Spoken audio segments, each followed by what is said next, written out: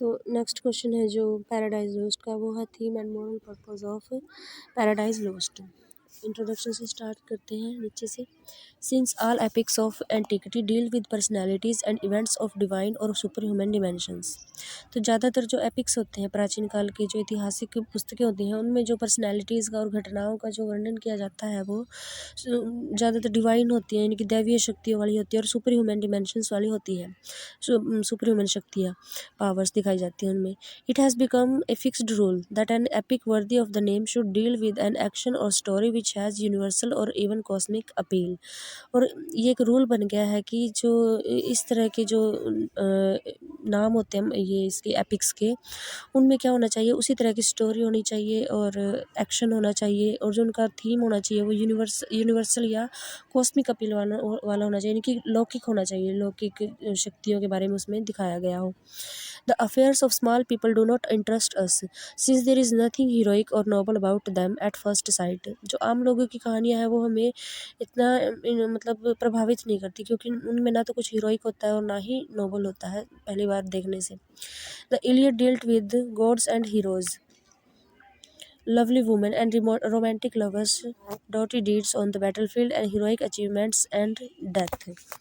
जो ये है इलियड है, एक एपिक है या बुक है, होमर के द्वारा लिखी गई। उसमें भी क्या दिखाया, गॉड्स दिखाए गए हैं, हीरोज़, अप्सराएँ, जो ब्यूटीफुल वुमेन होते हैं, रोमांटिक लवर्स दिखाए गए हैं और बहादुरी वाले कार्य दिखाए गए हैं बैटल फील्ड में, हीरोइक अचीवमेंट्स दिखाई गई हैं और लास्ट में डेथ दिखाया गया है।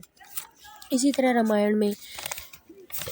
रामायण जो हिंदू धर्म का एक एपिक है, ये भी एक लॉन्ग पोएम है, महाकाव्य। तो इसमें क्या भी दिखाया गया है कि इसमें the Ramayana deals with heroic virtues of constancy, parental duty, filial love, chivalry, succouring oppressed, loyalties and treacheries on a grand scale. इसमें भी कॉन्स्टेंसी यानी कि भक्ति दिखाई गई है, पेरेंटल ड्यूटी एक पिता की का कर्तव्य है, फिलियल लव पुत्र प्रेम, चिवलरी शिष्टता और सहायता, लॉयल्टीज़ वफादारी और ट्रीचरीज जो है धोखेबाजी। ये सारी चीज़ें जो है एक बड़े स्तर पे दिखाई गई है रामायण में। In the Mahabharata we have the endless complication all springing from the rivalries of brothers for power and dominion. और यहाँ महाभारत में भी हम देखते हैं कि भाइयों में सत्ता और राज्य की प्राप्ति की होड़ में जो मतलब मुश्किलें पैदा होती हैं, कॉम्प्लिकेशंस पैदा होती हैं, वो दिखाई गई है।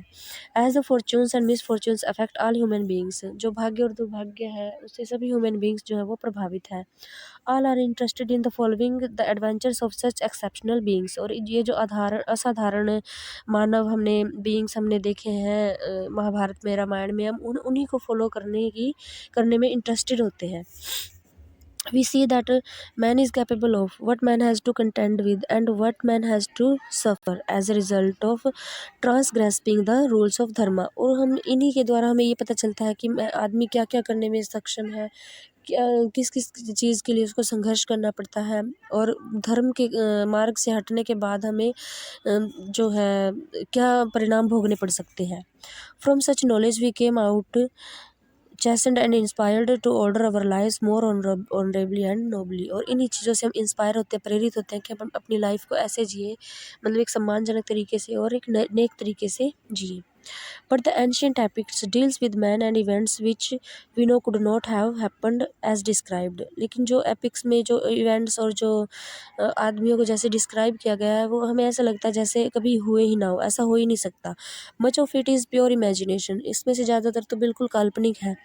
Much of it is fantastic और incredible and many other parts are beyond human agencies. ज़्यादातर इनमें जो है वो अविश्वसनीय है और ज़्यादातर पार्ट्स ऐसे हैं जो एक आदमी की कार्यक्षमता से परे हैं बिल्कुल। They help us to realize that we are surrounded by invisible powers which can shape us to some extent and which exerts a continuous influence over us for good and ill। और ये जो epics है हमें realise करवाते हैं कि हमारे आसपास कुछ दैवीय शक्तियाँ मौजूद हैं जो हमें किसी भी शेप में ढाल सकती हैं, जो हमें मजबूर कर सकती हैं कोई भी अच्छा या बुरा काम करने पर। Faith in God and divine order is thus inculcated and we do not feel as stranger or helpless being in this world। और इससे हमें गॉड नाम की चीज़ में विश्वास हो जाता है, गॉड या कुछ दैवीय शक्तियों में विश्वास हो जाता है, जिससे हम इस दुनिया में रहते हुए अकेले और हेल्पलेस महसूस नहीं करते। हमें एक सहारा सा मिल जाता है कि गॉड नाम की भी कोई चीज़ है जो हमें सहारा दे सकती है, जो हमें बचा सकती है। Death is the final end of मॉर्टल man. और ये दिखाया गया है कि नश्वर व्यक्ति का जो अंत है, फाइनल अंत है, वो है death. But before death comes, we are impelled to do something worthy of our higher natures, so that it may remains as an object of inspiration to all mankind। और ये हमें प्रेरित करती है कि मरने से पहले हम कुछ ऐसा करके जाएं कि लोग हमें याद करें, लोगों के लिए हम प्रेरणा का स्रोत बने। Thus epics give us delight, instruction, edification and consolation। जो एपिक्स है वो हमें क्या प्रदान करते हैं, फ़ायदा क्या है हमें एपिक्स पढ़ने का या सुनने का, वो है कि वो हमें प्रसन्नता प्रदान करते हैं, इंस्ट्रक्शन देते हैं हमें जीवन जीने के लिए, और नसीहत देते हैं, और कंसोलेशन सांत्वना देते हैं कि गॉड है जो हमारी हेल्प कर सकता है। Milton subject fall of man. आगे हम मिल्टन ने जो सब्जेक्ट उठाया है फॉल ऑफ मैन का अपने एपिक को स्टार्ट करने के लिए, उसके बारे में पढ़ेंगे। जो Milton was a profound student of the classics and from a very early period of his life he was seized with the ambition of to write an epic poem। जो मिल्टन है वो इतिहास का एक बहुत ही अच्छा स्टूडेंट था और बचपन से उसके मन में थी कि मैं एक एपिक पोएम लिखूं। लेकिन जो उसके लाइफ के इंटरेस्ट थे, उसके लाइफ के जो संघर्ष थे, कुछ बाधाएं भी थी उसकी लाइफ में जिसने उसको रोका ये स्टेप उठाने से। तो at last he hit upon the subject of the fall of man as narrated in the Bible as a fit theme for his epic. तो जब उसने बाइबल में एक चैप्टर को पढ़ा फॉल ऑफ मैन को, तो उसके माइंड में एक आइडिया आ गया कि इसी को लेकर मैं जो है अपना एपिक लिखूंगा। He planned and completed Paradise Lost. और उसने इसके लिए प्लानिंग की और अपने पैराडाइज लॉस्ट को कंप्लीट किया। The actual story of Adam and Eve of their blissful state of innocence in paradise and manner of their fall from it is very briefly narrated in the Genesis. जो इसमें paradise lost में दिखाई गई है Adam और ewe की story, इसकी जो एक्चुअल स्टोरी है वो बाइबल का एक पार्ट है जेनेसिस, उसमें अच्छी तरह दिखाई गई है कि किस तरह वो ब्लिसफुल एक आनंदमय ज़िंदगी जी रहे थे उसमें पैराडाइज में, और कैसे फिर उनको एक पाप के कारण गिरा दिया गया था नीचे। तो taking it as the kernel of his work, उसने अपने वर्क के लिए इस थीम को जो है वो बेस बना लिया, मूल बना लिया। He decided to enrich it in all possible ways that with the resources of his poetical faculties, his wide knowledge, learning and scholarship। उसको जितना भी ज्ञान था पोइट्री का, उसकी मतलब स्कॉलरशिप जो जो उसने स्टडी की थी उसके आधार पर अपने उसको एनरिच किया, मतलब सुधार किए उस स्टोरी में, पैराडाइज लॉस्ट में, मतलब कुछ भी उसने कमी नहीं छोड़ी। Coleridge commenting on the theme of Paradise lost said. Coleridge जो है वो एक राइटर है, वो कमेंट करते हैं पैराडाइज लॉस्ट के थीम पर। It represents origin of evil and the combat of evil and good. It contains matter of deep interest to all mankind as forming the basis of all religion and the true vocation of all philosophy whatsoever. कि ये जो paradise lost का जो theme है वो universal theme के पर आधारित है, सभी धर्मों से रिलेटेड है। और क्योंकि सभी धर्मों में ये माना जाता है कि बुराई की, इसमें ये दिखाया गया है बुराई की जड़ और क्या है, और अच्छाई और बुराई के बीच में युद्ध। और ये जो थीम है मोस्टली सभी धर्मों को होता है। बाइबल में यानी कि क्रिश्चियन रिलीजन में दिखाया गया है कि गॉड और जो उसका एक मतलब एविल स्पिरिट है, ये लूसीफर जो था, दानव राक्षस जो था, उसके बीच में शैतान मतलब उसके बीच में युद्ध दिखाया गया है। इसी तरह हिंदू धर्म में देवताओं और राक्षसों के बीच में युद्ध दिखाया गया है, अच्छाई पर बुराई की विजय वगैरह। तो ये एक यूनिवर्सल थीम पर आधारित कोलरिज इसकी मतलब प्रेज करता है, प्रशंसा करता है। अब यूनिवर्सल इंटरेस्ट के बारे में पढ़ेंगे। The fall of man is a subject of universal interest. Fall of man जो है यूनिवर्सल इंटरेस्ट का सब्जेक्ट है, सार्वभौमिक है, क्योंकि जो थीम इसमें यूज़ किया गया वो लगभग सभी धर्मों में सेम माना गया है। Unlike other epics of ancient times he could treat in such a way as to ring conviction the modern mind. मतलब इसका जो थीम है वो मॉडर्न माइंड को भी बिल्कुल मतलब अफेक्ट करता है। But as mythology is a very essential aspect of all epics. जो माइथोलॉजी यानी कि पौराणिक कथा है वो किसी भी एपिक का मतलब बेसिक बेस होता है, एसेंशियल एस्पेक्ट होता है, जरूरी हिस्सा होता है एपिक को स्टार्ट करने के लिए। He decide to make use of all his classical lore to embellish and illustrate his own narrative, और उस अपने वो पूरे ज्ञान को यूज़ करता है सजाने के लिए और अच्छी तरह स्पष्ट करने के लिए अपने नरेटिव को, अपने मतलब इस वर्क को। As an epic should provide for the free play of all the navarasa we call them, he developed a plot which provide scope for them in ample measure. और जैसे कि हम देखते हैं कि एक एपिक में क्या होना चाहिए, नवरस, नवरसों का अच्छी तरह से डिस्क्रिप्शन होना चाहिए, जैसे ये श्रृंगार रस, वीर रस, इस तरह। तो इस इन सभी नवरसों का जो है अच्छी मात्रा में यूज़ किया गया है मिल्टन के द्वारा पैराडाइज लॉस्ट में। Biblical history is a part of the semantic racial heritage and the ancient Hebrews had come into contact with the pre-classical body of knowledge which goes back to a much more ancient past than that of ancient Greece and Rome। और इसमें जो है start Bible में Bible की history में Hebrew जाति के बारे में, मतलब जो सबसे पुरानी जाति है हिब्रू जाति, वहाँ से स्टार्ट किया गया। उसके बाद फिर ग्रीक जाति जो है, रोमन है, यूनानी है, इन सब को उठाया गया, मतलब इतिहास से की जो जातियाँ हैं उनका वर्णन किया गया है आगे। और at the same time according to the Christian religion all mankind has been caused as a result of the disobedient and fall of man. और शुरुआत में जैसे ये दिखाया गया है कि जो एडम और ईव थे, शुरुआत में जो आदमी और औरत गॉड ने बनाए थे, उनके पाप के कारण उनको जो श्राप मिला, उसी श्राप को भोग रहे हैं आगे जो ऑल मैनकाइंड यानी कि पूरी जो सृष्टि है, जनरेशन है, उसी पाप के कारण जो है वो श्राप भोग रहे हैं। और आगे ये भी बताया गया है कि also the religion connects it with the coming of Jesus Christ as the savior of mankind from the sin of which Adam and Eve were guilty। और उस जो पाप किया था एडम और ईव ने, उस पाप से छुटकारा पाने के लिए, उद्धार के लिए जो है वो जीसस क्राइस्ट की कमिंग के बारे में बताया गया। जीसस क्राइस्ट आए थे, बलिदान हुए थे लोगों के पाप के लिए। ये बात भी धर्म से जोड़ दी गई है यहाँ पे। तो आगे जो ये रैली वाला जो पैराग्राफ है इसको हम छोड़ देते हैं क्योंकि लंबा हो जाएगा, फिर टॉपिक ज़्यादा बहुत बड़ा हो जाएगा। तो नेक्स्ट करते हैं हम AC जॉर्ज वाला। AC George states we can state the essential theme of Paradise Lost as the sustained opposition between love and hate. हम जो है इस थीम को, पैराडाइज लॉस्ट के थीम को देखते हैं एक sustained opposition between love and hate, प्रेम और नफरत, प्रेम और घृणा के बीच में एक निरंतर विद्रोह को हम देखते हैं, मतलब लगातार चल रहा है जो। God respond the destructive challenge of Satan with the creative expression of love. जो शैतान चैलेंज करता है, एक डिस्ट्रक्टिव चैलेंज करता है गॉड को, उसका उत्तर जो रिस्पॉन्स देता है गॉड, वो क्रिएटिव एक्सप्रेशन ऑफ लव से देता है। जो क्रिएटिव अपने जो दो एडम और ईव क्रिएट किए थे गॉड ने और उनके प्रति अपना प्रेम दिखाया था, तो उसका रिस्पॉन्स गॉड प्रेम से देता है, क्रिएटिवनेस से देता है शैतान के डिस्ट्रक्टिव चैलेंज का।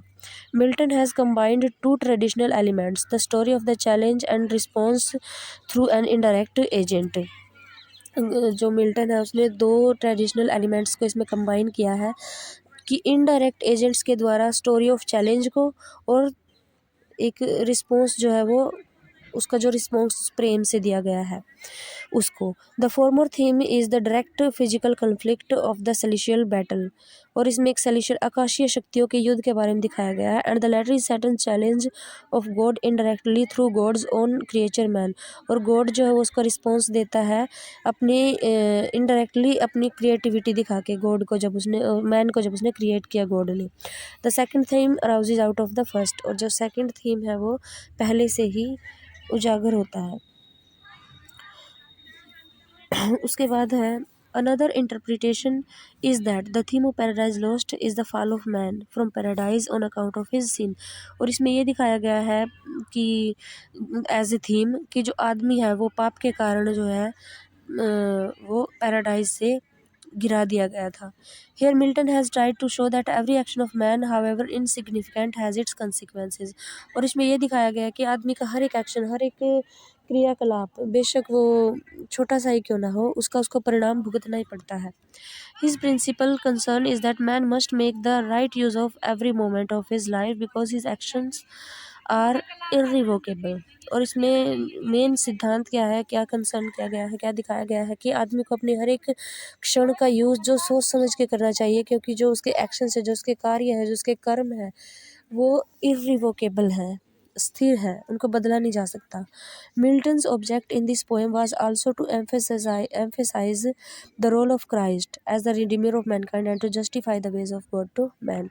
और उद्देश्य मिल्टन का जो दूसरा उद्देश्य है इसमें क्या बताया गया है कि जो जीसस क्राइस्ट की उद्धारकर्ता वाली जो पावर है उसके बारे में बताना, कि जीसस क्राइस्ट जो है वो रिडीम करता है, मैन कर सकता है मैनकाइंड को, justify the ways of God to man, और गॉड जो है वो किस तरह से आदमी को ट्रीट करता है, ये चीज़ें इसमें दिखाई गई है।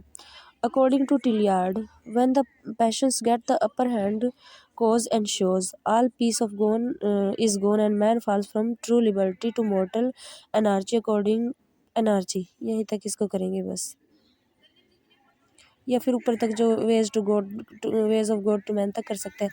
आगे यही बताया गया है कि किस तरह अपने पाप के कारण उसको नीचे गिराया गया, जबकि उसको लिबर्टी टू मॉर्टल एनर्जी यानी उसको अनंत जीवन प्राप्त था। इंसान को, एडम और ईव को जो बनाए थे गॉड ने, अगर वो पाप ना करते, वो फ्रूट ऑफ नॉलेज ना खाते, तो उनको अनंत जीवन प्राप्त था। तो यहीं तक इसको करेंगे, गॉड टू मैन तक ही कर लो बेशक। ये था यूनिवर्सल इंटरेस्ट, ये फॉल ऑफ मैन में भी ऐड कर सकते हैं स्टोरी को। नेक्स्ट है गॉड्स पिटी ऑन मैनकाइंड। अब गॉड जो है वो मैनकाइंड पर दया दिखाता है। पहले अब पिछले उसमें हमने क्या पढ़ा कि श्राप मिला, अपने एक पाप के कारण उनको स्वर्ग से निकाल दिया गया, श्राप दिया गया उनको। तो जो अब गॉड्स पिटी ऑन मैनकाइंड के बारे में अब दया भी दिखाता है गॉड मनुष्य के ऊपर। As every sin has to be punished, so was it the lot of mankind to suffer death although they had been promised immortality by God। अब इसमें ये दिखाया गया कि every sin has to be punished, हर एक पाप की सज़ा तो मिलती ही है, और यह मैनकाइंड का, मनुष्य का भाग्य ही था कि उसको मृत्यु भोगनी पड़ी, जबकि उसको प्रॉमिस किया गया था, वचन दिया था गॉड ने इमोर्टैलिटी, अनश्वरता का, मतलब अनंत जीवन का वरदान उसको प्राप्त था गॉड के द्वारा। लेकिन ये उसका भाग्य था कि उसको डेथ का सामना करना पड़ा, क्योंकि उसने पाप किया था, और हर एक पाप का जो है वो पनिशमेंट मिलती ही है। But God himself took pity on mankind after a time, लेकिन कुछ समय पश्चात गॉड को दया आ जाती है मनुष्य पर। He is resolve to come down in human shape to save man from hell and death. और उसने निश्चय किया, उसने ठान लिया कि वह ह्यूमन की शेप लेके नीचे आएगा और आदमी को बचाएगा हेल से और डेथ से, मृत्यु से। मृत्यु मतलब यहाँ पे मृत्यु हो सकती है, अनंत जीवन होता है स्वर्ग में, अनंत जीवन। स्वर्ग में जो जाएगा वो अनंत जीवन को प्राप्त करेगा, मतलब उसकी मृत्यु नहीं होगी, वो जीवित रहेगा। तो गॉड ने ठान ली कि मैं मनुष्य का रूप धारण करके नीचे जाऊंगा और मनुष्य को बचाऊंगा नरक से और मृत्यु से। So Christ is represented as the son of God. और जीसस जो क्राइस्ट है, यीशु मसीह जो है, यीशु मसीह, उनको गॉड के पुत्र के रूप में डिस्क्राइब किया गया है, रिप्रेजेंट किया गया है। हु केम ऑन अर्थ, जो धरती पर आए, एंड सफर्ड, और कष्ट भोगा, हिमसेल्फ, अपने आप, टू बी क्रूसीफाइड, अपने आप को क्रूसीफाइड, क्रूस पर चढ़ाने के द्वारा उसने कष्ट भोगा। Thus taking on himself the sin of mankind, वो किस लिए, मैनकाइंड के यानी कि मनुष्य के पाप के लिए बलिदान होने के लिए। This is known as the doctrine of victorious suffering, ये जो है विकैरियस सफरिंग, प्रतिनिधि, मतलब इसमें बलिदान वाली भावना को दिखाया गया है, बलिदान की नीति को दिखाया है। God as man suffered despite being pure and guiltless, God को जो है वो कष्ट सहन करना पड़ा, जबकि वो बिल्कुल प्योर थे और गिल्टलेस थे। By following Christ man were thus giving a chance of regaining their lost paradise. By following Christ, अब इसमें दिखाया गया है कि अगर कोई क्राइस्ट, जीसस क्राइस्ट को फॉलो करेगा तो उनको एक चांस मिलेगा रीगेनिंग देयर लॉस्ट पैराडाइज, अपने जो खोए हुए स्वर्ग को दोबारा प्राप्त करने का। This is the main topic of which Milton has elaborated in his two great epics called Paradise Lost and Paradise Regain. और ये जो दो एपिक हैं मिल्टन के, पैराडाइज लॉस्ट और पैराडाइज रीगेन, इसमें इन्हीं दोनों जो टॉपिक्स को दिखाया गया है कि कैसे लॉस्ट किया पैराडाइज को और कैसे हम उसको रीगेन कर सकते हैं। बस इतना ही इसमें करेंगे। आगे पढ़ेंगे टू ग्रुप्स ऑफ एंजल्स के बारे में। To explain how Saturn came to be an evil spirit, we have another mythological story of how there was formerly great war between one group of angels devoted to God and another group of angels led by Lucifer, who wished to overthrow God so that he himself might become the most supreme of spirit. अब इसमें ये दिखाया गया है कि किस तरह दो ग्रुप्स बन गए थे एंजल्स के। इसके पीछे एक माइथोलॉजी है, कहानी है कि दो ग्रुप बन गए थे एंजल्स के। एक तो जो था वो गॉड के प्रति डिवोटेड था और दूसरा जो था वो लूसीफर के प्रति डिवोटेड था। लूसीफर जो है शैतान, जिसको हम शैतान कह रहे हैं, उसका नाम लूसीफर था। वो पहले प्रधान देवदूत था गॉड के जो मतलब राज्य में, स्वर्ग में। तो उसने गॉड के खिलाफ जो है सुप्रीम पावर्स के लिए, सुप्रीम लीडरशिप के लिए गॉड के खिलाफ विद्रोह कर दिया था। तो जो आधे स्वर्गदूत हैं, एक तिहाई स्वर्गदूत हैं, उसके साथ नीचे गिराए गए थे। In the end Lucifer was defeated and hurled down by God. जो युद्ध हुआ था गॉड के और लूसीफर के बीच में, उसमें लूसीफर जो है वो हराया गया था और नीचे गिराया गया था इन हेल, नर्क में। God with all his host into a bottomless pit of their suffer for ever. हाँ, गॉड के जो होस्ट के द्वारा यानी कि गॉड की सेना के द्वारा वो हराया गया था और उसको बॉटमलेस पिट ऑफ हेल में फेंका गया था। But Lucifer therefore called Satan rankled in his defeat and plan to seek revenge against the Almighty. लेकिन अब वो जो है बिल्कुल, एक सेकेंड, जल जाना, बिल्कुल वो ईर्ष्या की आग में जल रहा था अपनी हार के कारण और गॉड से बदला लेने के लिए वो मतलब उसके खिलाफ कोई मौका नहीं छोड़ता था। उसके साथ जो है वो युद्ध करने के लिए हमेशा तैयार रहता था। On hearing that God has created man to take the place of the fallen angels, to take the place of the fallen angels, he decided to tempt him and weave him away from God। और जब उसको पता चला कि God ने man को create किया गया है फॉलन एंजल्स की जगह लेने की, जो मतलब एंजल्स गिराए गए थे शैतान के साथ, उनकी जगह लेने के लिए उनकी जगह गॉड ने मैन को बनाया है। तो जो शैतान है उसने डिसाइड किया कि अब वो इंसान को ही अपना हथियार बनाएगा, जो गॉड ने बनाया है उसी को अपना हथियार बनाएगा और उसको गॉड से अलग करेगा। He found an opportunity to do so. अब उसको मौका मिल गया। Since God put Adam and Eve in paradise and gave him the lordship of all creation with an exception alone. क्योंकि अब उसको मौका मिल गया था, क्योंकि गॉड ने उनको जो पैराडाइज में एक मतलब पूरी आज़ादी दे रखी थी कि कुछ भी करो, लेकिन एक असर्शन था, एक एक्सेप्शन था कि एक ट्री है वहाँ पे, उसके ऊपर फ्रूट लगे हुए हैं, फ्रूट ऑफ नॉलेज, उनको नहीं खाना। तो अब शैतान को मौका मिल गया कि इसी के द्वारा उनको मैं टेम्प्ट करूँगा और गॉड से दूर करूँगा।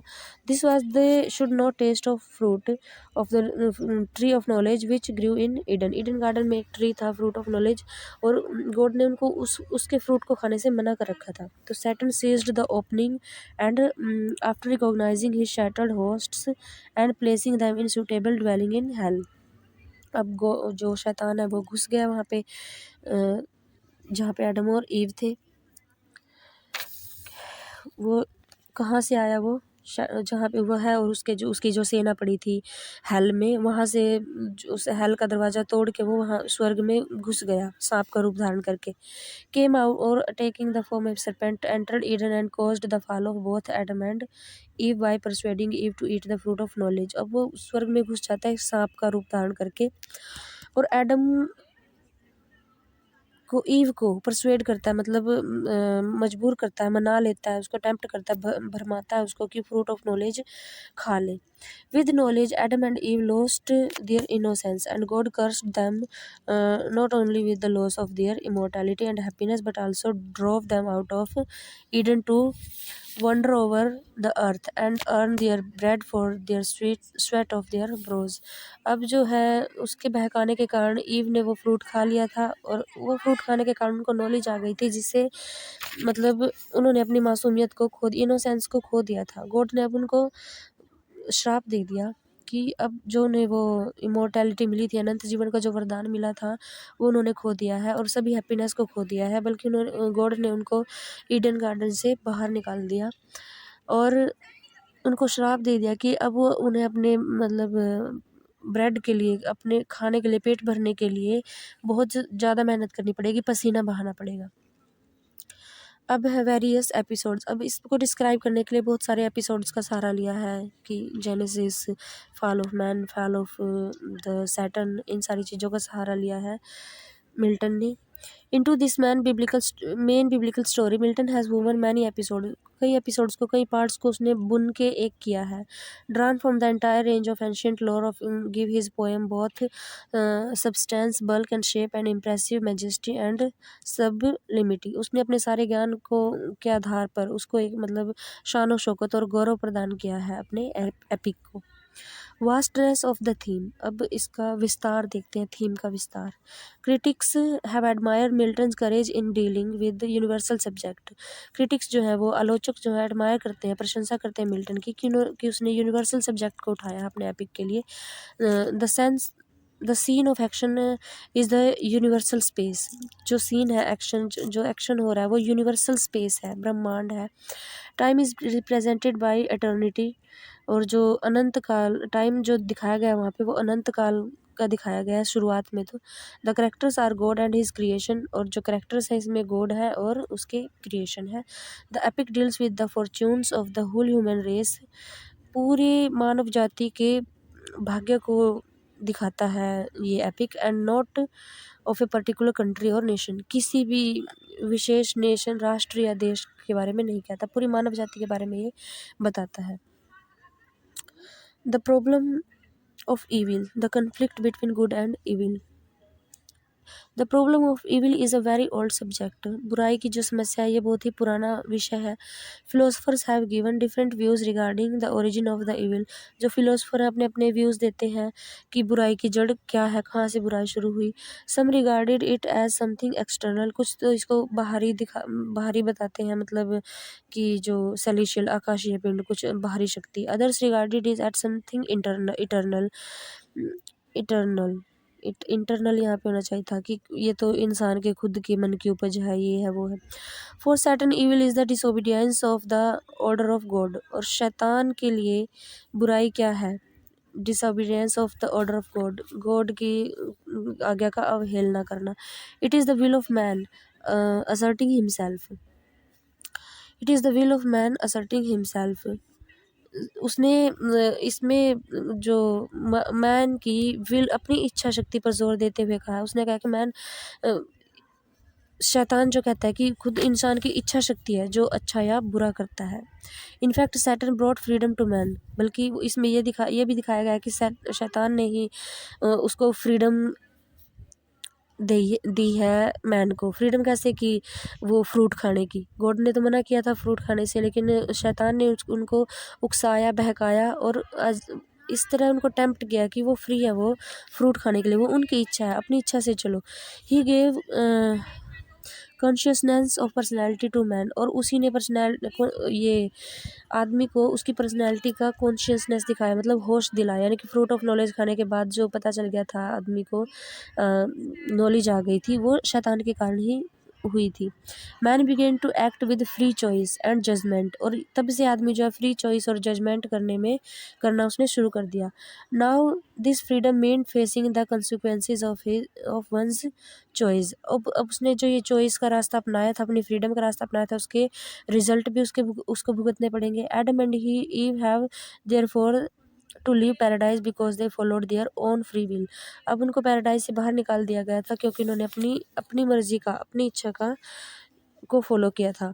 Milton condemned the act of man, लेकिन मिल्टन जो है, ये बातें जो है शैतान कह रहा था कि अपनी मर्जी से चलना चाहिए, अपनी पर्सनैलिटी है, उनको होश दिलाया उनको, मतलब।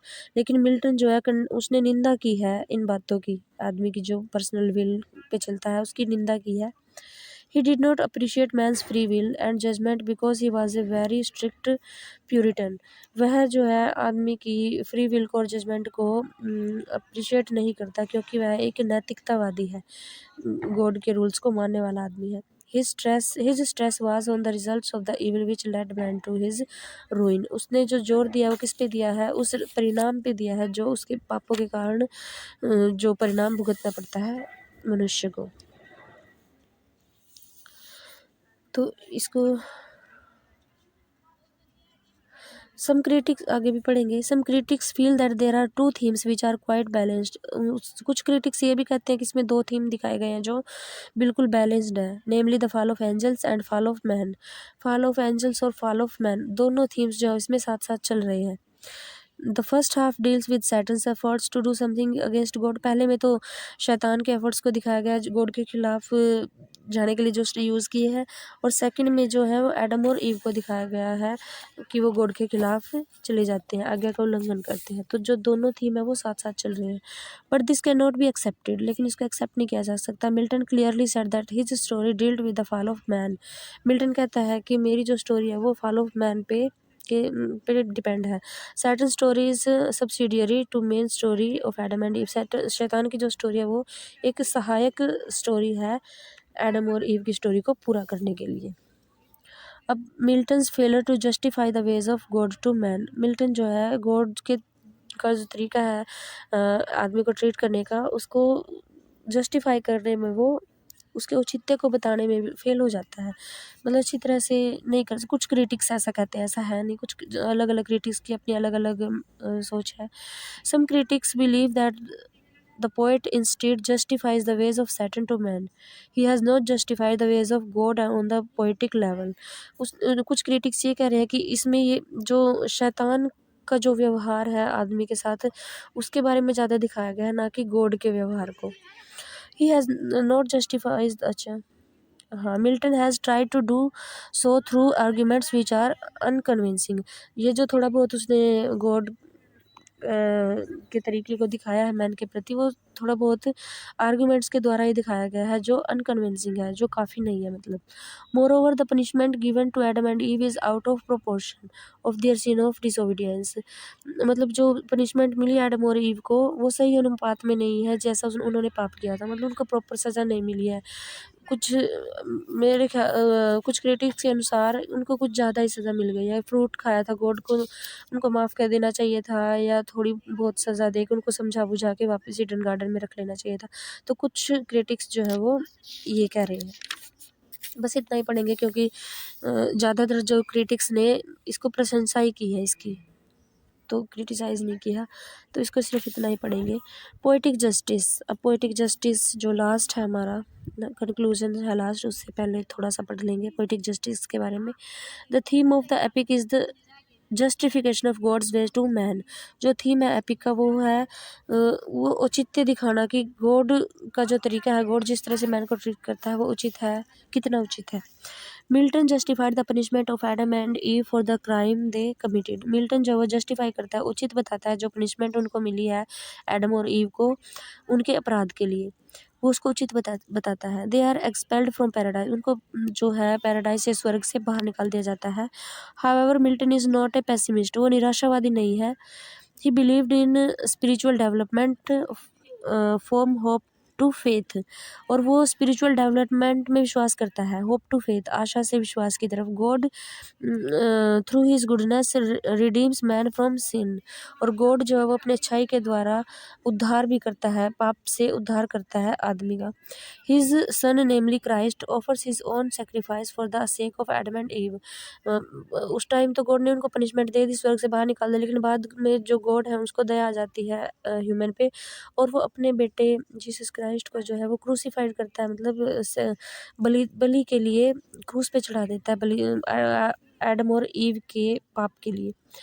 At the end of the paradise lost Adam and ewe feel repentant. और एंड में पैराडाइज लॉस्ट के एंड में एडम और ईव जो है वो पश्चाताप से भरे हुए दिखाई देते हैं। They are punished in heaven. Heaven में उनको सज़ा दी गई है by God through the angel named Michael. और लास्ट में जो है एक एंजल होता है माइकल, उनके द्वारा उनको सज़ा दी जाती है।